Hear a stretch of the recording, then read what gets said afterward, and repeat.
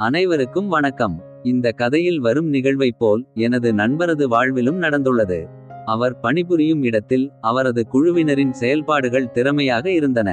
இதற்கான காரணம் என்ன என்று அவருடைய மேல் அதிகாரி கேட்டபொழுது அவர் பின்பற்றக்கூடிய செயல்பாடுகளைப் பற்றி தெளிவாக விவரித்துள்ளார்.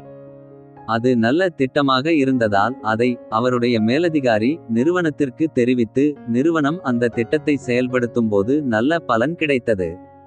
அதனால் அந்த மேலதிகாரிக்கு பணி உயர்வும் கிடைத்தது. நண்பர் அதே நிலையில்தான் இன்றும் தொடர்ந்து கொண்டிருக்கிறார்.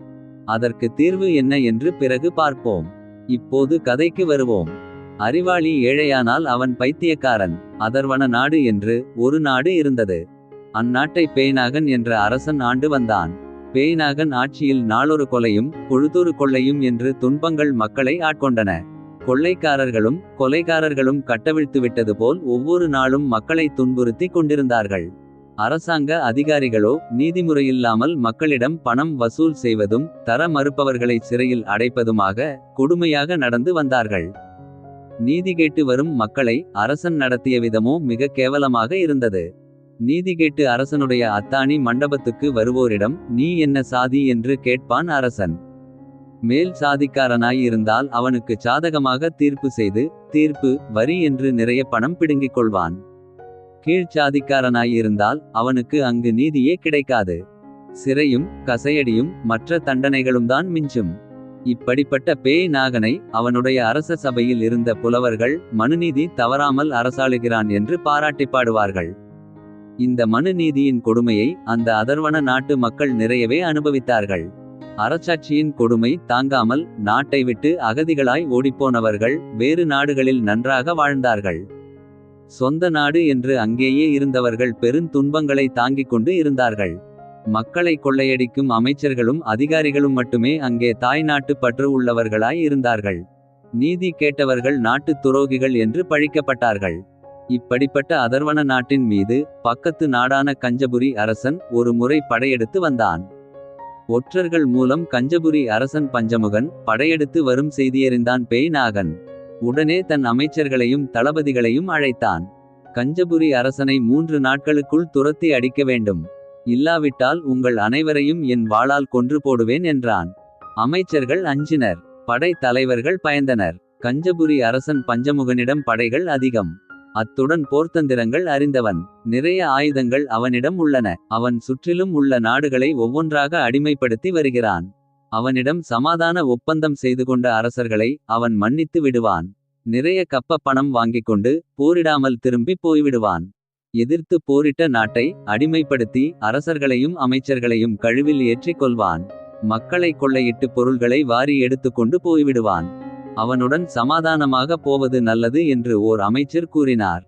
அந்த நொடியிலேயே அவருடைய தலையை சீவி எறிந்தான் பேய்நாகன். இதைக் கண்டு மற்ற அமைச்சர்கள் பயந்து விட்டனர். படைத்தலைவர்கள் என்ன செய்வதென்று புரியாமல் விழித்தனர். தங்கள் அரசன் கையில் சாவதா எதிரி அரசன் கையில் சாவதா என்று அவர்களுக்கு புரியவில்லை. கஞ்சபுரி படைகள் நெருங்கிவிட்டன. கோட்டையை சுற்றி வளைத்து கொண்டன. அவனை 3 நாட்களுக்குள் முறியடித்து விரட்டிவிட வேண்டும் என்று கட்டளையிட்ட பேய் நாகன் கோட்டைக்குள் இருந்த ஒரு ரகசிய அறைக்குள் தன் குடும்பத்துடன் ஓடி ஒளிந்து கொண்டான். கோட்டைக்குள் இருந்தவர்கள் என்ன செய்வது என்று புரியாமல் குழம்பிக் கொண்டிருந்தனர். கோட்டை வாசலில் காவல் பார்க்கும் வீரன் ஒருவன் இருந்தான். அவனுடைய தந்தையார் வயது முதிர்ந்த ஒரு கிழவர். தன் மகன் மூலம் நாட்டுக்கு வந்த ஆபத்தை அறிந்த அவர், மகனே, எதிரியை முறியடிக்க என்னிடம் ஒரு திட்டம் இருக்கிறது. என்னை தலைமை அமைச்சரிடம் கூட்டிக் கொண்டு போ என்றார். அவ்வாறே அந்த வீரன் அவரை தலைமை அமைச்சரிடம் அழைத்துச் சென்றான். அமைச்சர் அவர்களே, உங்களுக்கு நான் உதவி செய்யலாமா என்று கேட்டார் கிழவர். ஆ என்று சிரித்தார் தலைமை அமைச்சர். புல் தடுக்கினாலும் விழுந்துவிடக்கூடிய கிழவன் நீ எனக்கு உதவி செய்யப் போகிறாயா? வேடிக்கைதான் என்று அலட்சியமாக பேசினார் தலைமை அமைச்சர். அருகில் இருந்த அமைச்சர், கிழவர் உடலில் வலு இருக்காது. மூளையில் ஏதாவது திட்டம் இருக்கலாம். கேட்டுத்தான் பார்ப்போமே என்றார். எனக்கு நம்பிக்கையில்லை. நமக்கெல்லாம் இல்லாத மூளையா இந்த கிழவனிடம் இருக்கப் போகிறது என்றார் முதலமைச்சர்.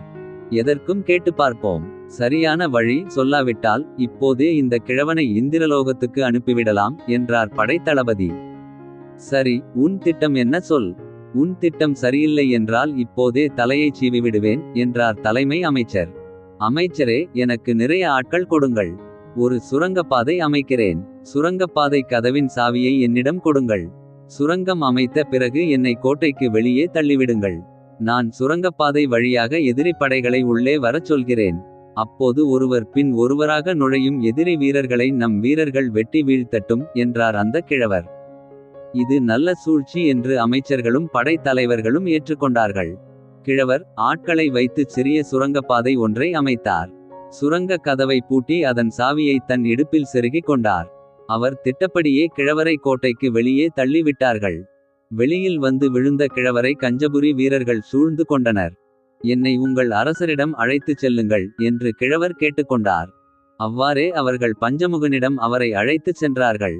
ஏய் கிழவா, நீ யார்? உன்னை ஏன் அவர்கள் வெளியே தள்ளிவிட்டார்கள் என்று கஞ்சபுரி மன்னன் பஞ்சமுகன் கேட்டான். அரசே, நான் ஒரு தவறும் செய்யவில்லை. நாட்டுப்பற்றின் காரணமாக சில நல்ல கருத்துக்களைச் சொன்னேன். கஞ்புரி அரசன் பஞ்சமுகனிடம் படைகள் அதிகம். எதிர்த்து நின்று தோற்பதை விட சமாதானமாக போய்விடலாம்.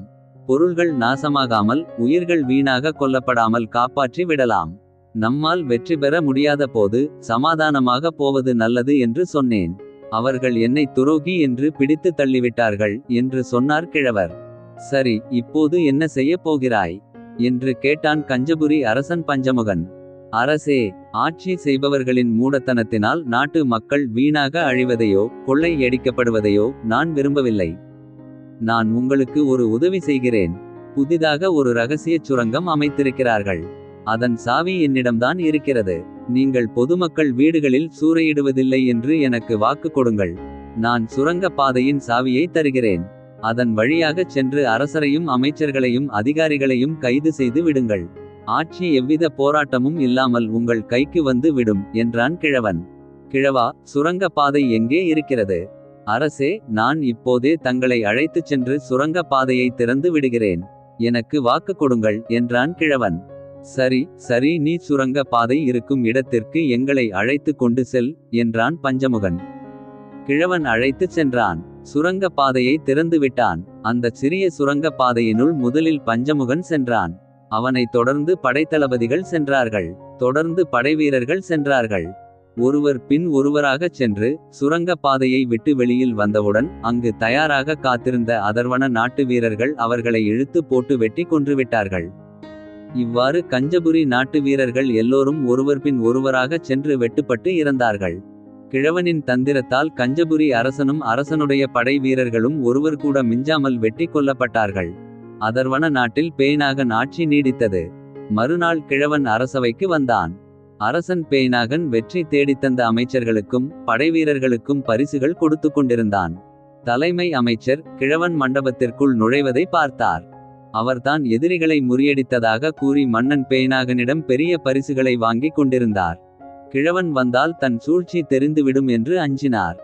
2 காவல் வீரர்களை அழைத்தார். அந்த கிழவனை இழுத்துச் சென்று அடித்து கோட்டைக்கு வெளியே தள்ளிவிட்டு வாருங்கள் என்று ஆணையிட்டார்.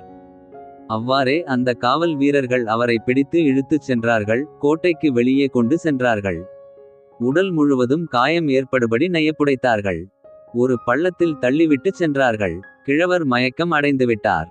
மயக்கம் தெளிந்து அவர் கண் விழித்து பார்த்தபோது அந்த வழியாகச் செல்லும் மக்களை பார்த்து, எதிரிகளை கொல்ல நான் தான் வழி செய்தேன். என்னை அடித்து போட்டுவிட்டார்கள். நான் தான் இந்த நாட்டை காப்பாற்றினேன் என்று கூவினார். கிழவனுக்கு பைத்தியம் முற்றிவிட்டது என்று கூறிக்கொண்டே அந்த மக்கள் திரும்பிக் கூட பார்க்காமல் சென்று கொண்டிருந்தனர். இந்த பைத்தியக்கார கிழவன் நாட்டை காப்பாற்றினானாம், நல்ல வேடிக்கை என்று சொல்லிச் சிரித்து கொண்டே சென்றனர்.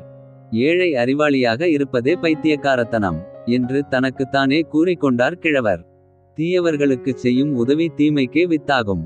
பொதுவாக நாம் நமது திட்டத்தை பிறரிடம் சொல்லும் பொழுது 2 விஷயங்கள் மட்டுமே உண்டு. ஒன்று, எந்தவித பலனையும் எதிர்பாராமல் அதை மற்றவருக்கு சொல்வது. மற்றொன்று, நாம் அந்த திட்டத்தினால் நமக்கு பலன் எதிர்பார்த்தால் அதை சம்பந்தப்பட்ட நபரிடம் மட்டுமே தெரிவிக்க வேண்டும். அதை தவிர்த்து திட்டத்தை அனைவரிடமும் சொல்லி அவர்கள் பலன் பெறும்போது நாம் வருந்துவது தேவையற்றது. எனக்கு பிடித்த இந்த கதை உங்களுக்கும் பிடித்திருந்தால் இந்த வீடியோவிற்கு லைக் போடுங்க. மறக்காமல் சப்ஸ்கிரைப் பண்ணுங்க, ஷேர் பண்ணுங்க. நன்றி, வணக்கம்.